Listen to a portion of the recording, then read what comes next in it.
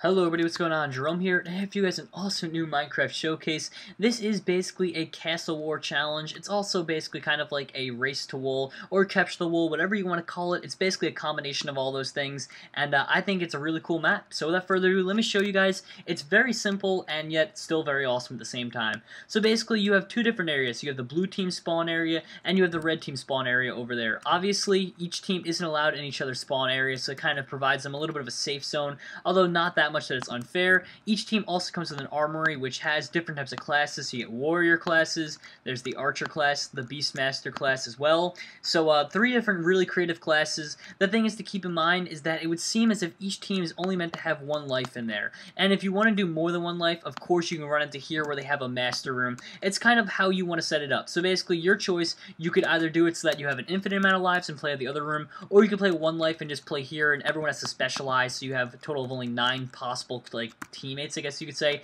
Either one of those works. Over here is where you place all the different wools, and that's really where it's going to be getting onto the actual battles. So after each team spawns in, depending on which way you want to play, it doesn't really matter because all of them are going to end up the same. You're going to end up running over to here, across that bridge, fighting each other to the death, and trying to find each other's wools.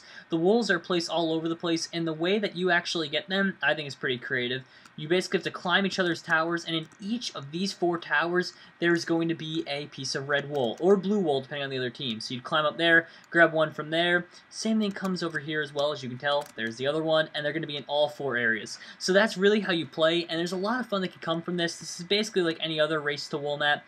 Or sorry, yeah, no, capture the wool map, sorry, I should say. And it is really cool. A couple other things to note is that the map isn't as bare bones as it seems. There are certain like hidden techniques, such as this, the ladder in the back of the bases on some of them, really kind of add in a little bit of a challenge. And of course you can implement your own rules. I know when we play as a team, when we play maps just like this, the ASF crew, what we end up doing is generally we play that you have to get only one at a time. So once you get one, you can't grab the other one till it is placed back into that spawn. That way it makes it to be completely fair, and teams can actually match up. It makes it so that the game actually runs smoothly and doesn't just end in 5 seconds because you rush the other team, take everything in sight, and then you just call GG. It kind of adds on to that, and it makes it a little bit of fun.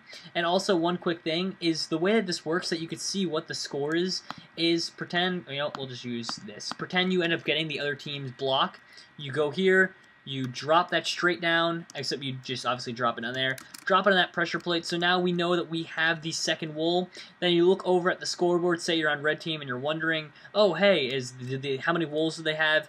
Take a look at that. As you could tell, it's not that noticeable, but it is punched out a little bit, which does make it a little bit standout-ish, you could tell right there. As you could tell the score. So I think it's cool that it has a working scoreboard, everything like that, and yeah. The only thing I would say is that if they ever were to keep trying to implement this a little, or sorry, not implement it, and they kept trying to update it a little bit more to make it even more playable over time, they should just maybe add on a little bit to the terrain. But other than that, I think it's really cool, and I think it's going to be a fun map to try out. So thank you guys for watching, hope you all enjoy, and hope you guys try it out for yourself. As always, the link is in the description, and all credit goes to the creator. Good night, everyone.